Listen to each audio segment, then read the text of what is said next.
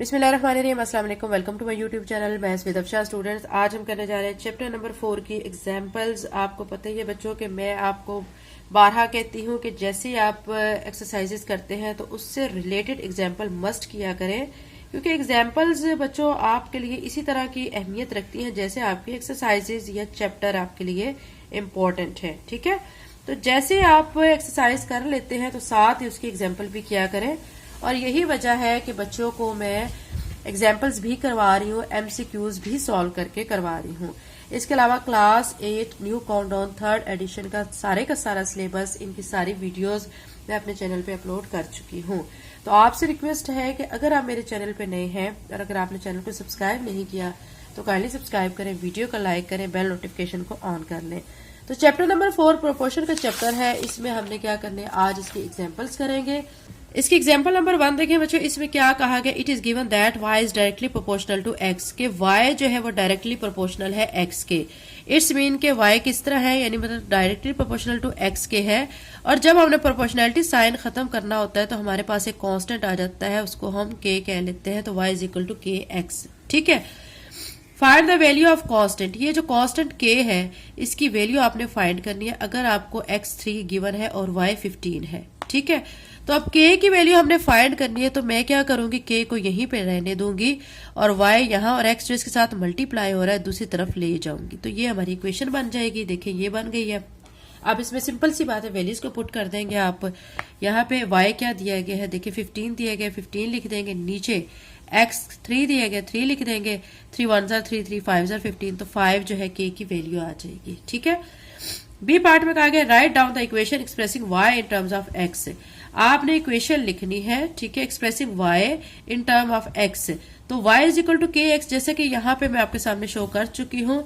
अब y ऐसे लिख के, क्योंकि x की फॉर्म में आपने रिप्रेजेंट करना है, तो k की सिर्फ वैल्यू आप यहाँ पे लिख दें, x की वैल्यू नहीं लिखनी। ठीक है, तो ये इसका बी पार्ट हो चुका है। अब सी पार्ट के लिए देखें, find value of y when x is equal to 5 using above equation. y की वैल्यू आपने फाइंड करनी है अगर आपको x5 दिया गया है, और ये वैल्यू कहाँ पे पुट करनी है, अबव इक्वेशन। इट्स मीन के यहाँ पे हम पुट करेंगे। तो y इज इक्वल टू, ये देखिए 5 ऐसे लिख के x की जगह पे यहाँ पे लिख देंगे 5 को 5 से मल्टीप्लाई करेंगे 25, तो y की वैल्यू यहाँ से 25 आ जाएगी। ठीक है, अब डी पार्ट में हमने करना है कंप्लीट इस टेबल को। कंप्लीट कैसे करेंगे टेबल को, आपके सामने बच्चों यहाँ पे मैंने इक्वेशन लिखी है y is equal to kx। इसके मुताबिक आपने इस टेबल को कंप्लीट करना है। यहाँ पे x की वैल्यू इसमें फर्स्ट में 1 गिवन है, आपने इसी तरह y लिख के, ठीक है, k की वैल्यू आप फाइंड कर चुके हैं जो कि 5 आ चुकी है, हमारी पहले से आई हुई है 5। x की वैल्यू गिवन है 1, तो 1 लिख लेंगे, तो y इज इक्वल टू 5 1 5, तो 5 आ जाएगी, तो यहाँ पे y की वैल्यू 5 लिख देंगे। ठीक है, नेक्स्ट में देखें x की वैल्यू 3 दी गई है, y की वैल्यू 15 दी गई है। फिर नेक्स्ट में x की वैल्यू हमने फाइंड करनी है, y की वैल्यू 20 है। वही उसी प्रोसीजर से करेंगे, y is equal to kx लिख के, y लिख के। ठीक है, अब k की वैल्यू जो है यहाँ पे हमें क्या दी गई है 5, जो कि हम सॉल्व करके निकाल चुके हैं। ठीक है, x की वैल्यू हमने फाइंड करनी है, x को मैं ऐसे लिख दूंगी, और y जो है, ठीक है, y अब यहाँ पे हमें 30 दिया गया है, सॉरी ये वाला हम कर रहे हैं 20 दिया गया, 20 लिख देंगे, और यहाँ पे हम लिख लेंगे 5x। तो चूंकि x की वैल्यू फाइंड करनी है, y के साथ x5 मल्टीप्लाई हो रहा है, तो उस तरफ लेके जाएंगे, डिवाइड हो जाएगा, 5 4 20, x की वैल्यू 4 आएगी, तो यहाँ पे 4 लिख देंगे। ठीक है, तो ये आपको समझ आ गई होगी बच्चों। इसी तरह आपने वैल्यूज फाइंड करके इस कंप्लीट कर लेना है इस टेबल को। तो आपको मैं ये भी बता दूं कि नीचे जो आपको ग्राफ शो किया गया है उसके मुताबिक भी आप इसको फिल भी कर सकते हैं। ठीक है, अब देखिए यहाँ पे हमने जब ग्राफ बनाना होता है तो ग्राफ कैसे बनाना होता है, अकॉर्डिंग टू टेबल बनाना होता है। ठीक है, अब उम्मीद करती हूँ बाकी वैल्यूज भी आप इसी तरह निकाल लेंगे, इसी तरह निकालनी है वैल्यूज। ये सारी ये प्रोसीजर मैंने आपको बता दिया है। y is equal to kx लिख देना है, k की वैल्यू आप ऑलरेडी यहाँ पे फर्स्ट पे निकाल चुके हैं 5। ठीक है, बाकी वैल्यूज ऐसे पुट करते जाएंगे और आप निकालते जाएंगे और इन बॉक्सेस में आप फिल करते जाएंगे। ठीक है, फिर क्या करना है, फिर हमने according to this table graph बनाना होता है। डी पार्ट में हमें कहा गया ग्राफ बनाए y अगेंस्ट ऑफ x। हमने क्या करना है कि यहाँ पे एक लाइन ड्रॉ करके हॉरिजेंटल लाइन को x कह लेते हैं और वर्टिकली लाइन को y कह लेते हैं। एक चीज पे आपने फोकस करना है कि अगर x की वैल्यू देखें 1 दी गई है, y की वैल्यू 5 है, तो अब यहां से पहले आपने देखना है कि ये जो x ये 1 है, ठीक है, और y 5 है। 5 यहाँ पे है।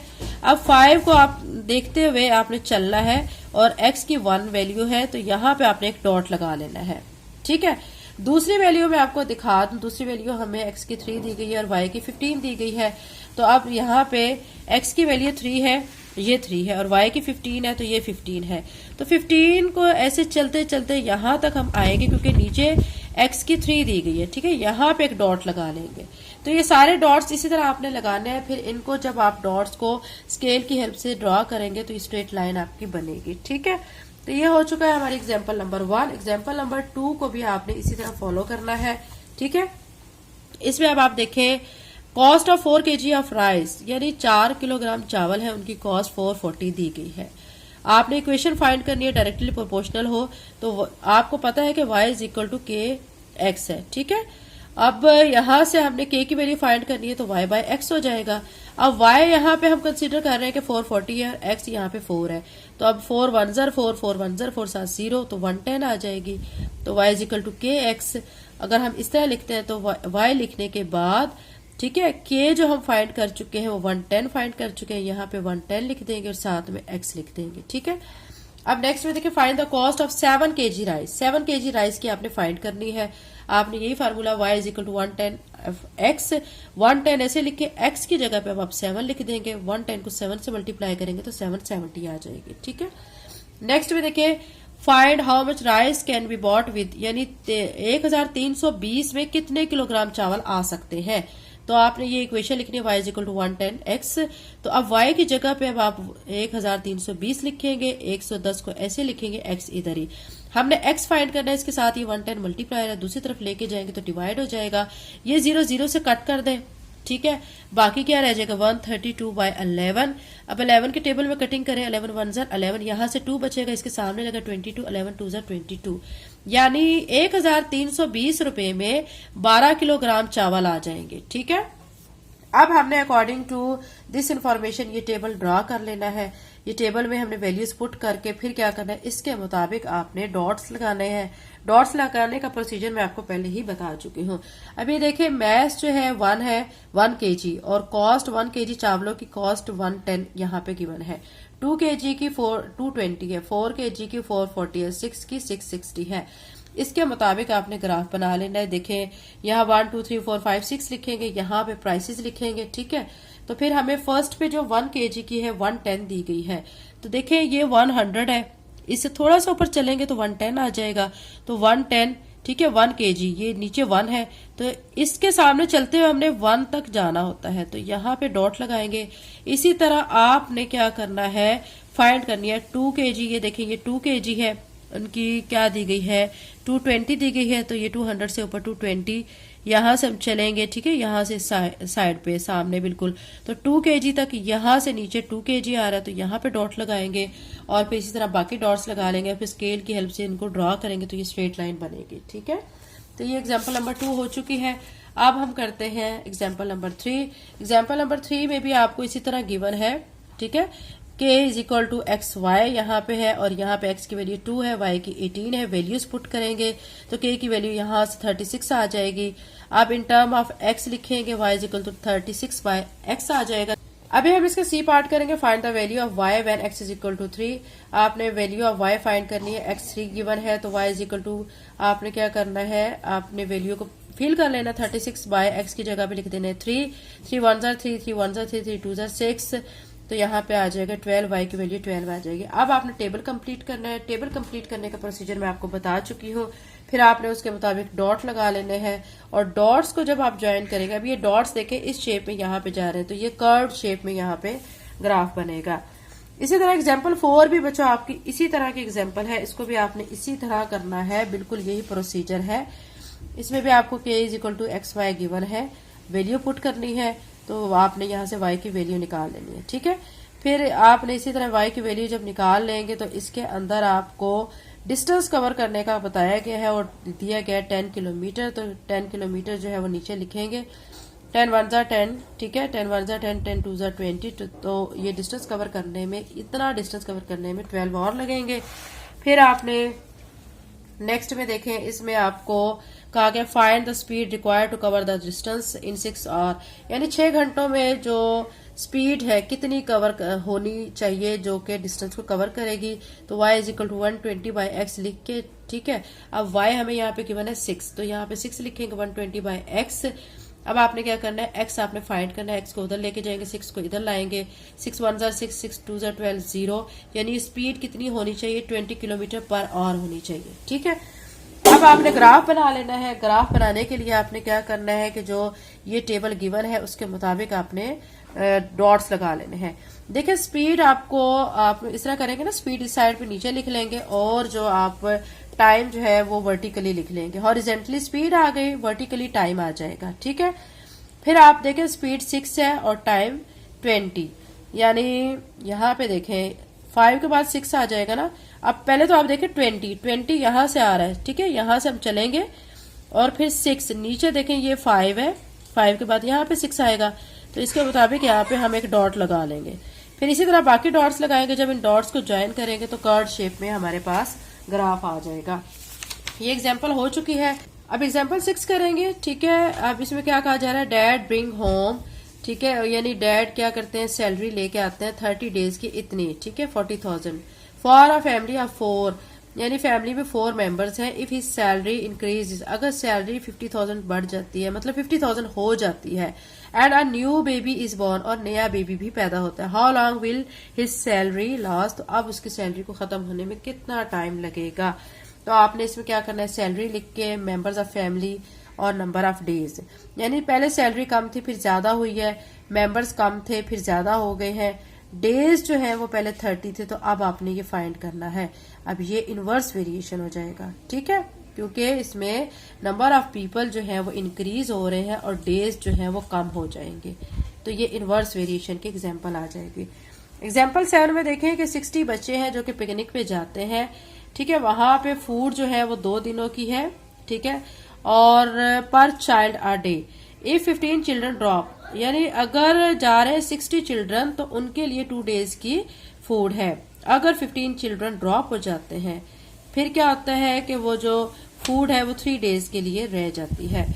तो ये फिर क्या होगा, इनवर्स वेरिएशन हो जाएगा, ठीक है, क्योंकि इसमें जो है बच्चों की तादाद कम हो रही है तो डेज जो है फूड के वो इंक्रीज हो रहे हैं। एग्जाम्पल नंबर 8 की तरफ चलते हैं। यहाँ पे अब आपको दिया गया है फाइंड, ठीक है, x if R S 1500 R S 400, ठीक है, is equal to 260 kg and x is equal to kg। या आपने क्या करना है, फाइंड करना है x की वैल्यू को। सिंपल सी बात है, आप क्या करेंगे 1500/400, ये जो रेशियो साइन खत्म करेंगे, ठीक है, 270/x लिखेंगे, x को हम यहाँ पे ले आएंगे और ये वाली टर्म्स इधर आ जाएंगी। फिर क्या होगा, इनकी कटिंग वगैरह करेंगे, ये 2 0 इस 2 0 से कट कर दें, ठीक है, और बाकी 15 जो है 15 को अगर हम मल्टीप्लाई कर लेते हैं, 15 को ये देखिए 270 है, तो अगर हम 15 1 जार 15 करते हैं तो 27 में से 15 को माइनस करें तो हमारे पास आता है 12 इस 0 के सामने लगेगा तो 120 बनेगा। 15 को 8 के साथ मल्टीप्लाई करेंगे तो 120 आ जाएगा, ठीक है, तो यहाँ पे 1 और 8 आएगा। 18 को आपने 4 से मल्टीप्लाई करना है तो 72 आ जाएगा, ठीक है। अब आपने वेरिफिकेशन अगर करना चाहे तो कर ले, वैसे नेसेसरी नहीं है वेरिफिकेशन, ठीक है, ये एक्स्ट्रा स्टेप है। एग्जाम्पल 9 की तरफ चले। एग्जाम्पल 9 में आपको क्या कहा गया है, एग्जाम्पल नंबर 9 में देखेंगे शू फैक्ट्री में 10 आदमी काम कर रहे हैं, अगर वो 800 जूतों के जोड़े 12 दिनों में बनाते हैं, how many pair of shoes, तो कितने जूतों के जोड़े 9 आदमी बनाएंगे 15 दिनों में, ठीक है। पहले आपने मैन लिखना है, डेज लिखने हैं, शूज लिखने हैं। पहले 10 आदमी थे, फिर 9 हो गए हैं, डेज 12 थे, 15 हो गए हैं, शूज पहले 800 थे, अब आप कितने होंगे ये आपने फाइंड करना है, ठीक है।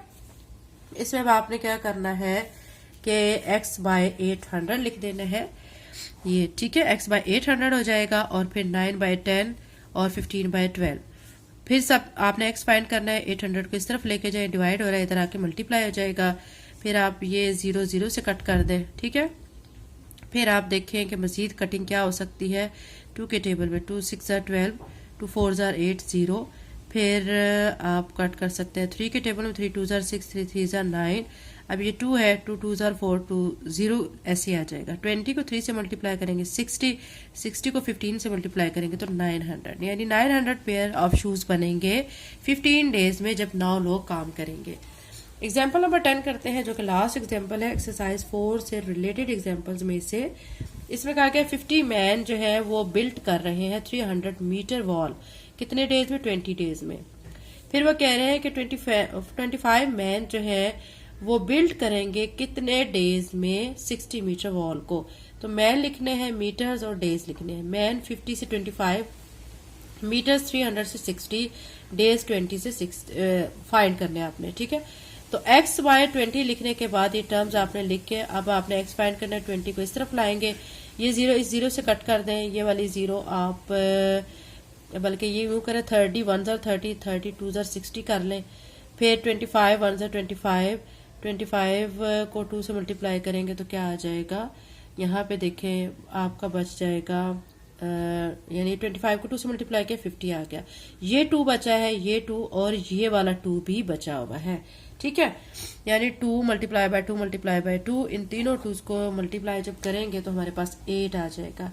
यानी 25 मैन जो है वो बिल्ड करेंगे 60 मीटर वॉल को कितने डेज में? 8 डेज में बिल्ड करेंगे। तो एक्सरसाइज 4 से रिलेटेड बच्चों एग्जांपल्स मैं आपको करवा चुकी हूँ। अगर आप मेरे चैनल पर नए हैं, अगर आपने चैनल को सब्सक्राइब नहीं किया तो काइंडली सब्सक्राइब करें, वीडियो को लाइक करें, बेल नोटिफिकेशन को ऑन कर लें। Thank you and Allah Hafiz.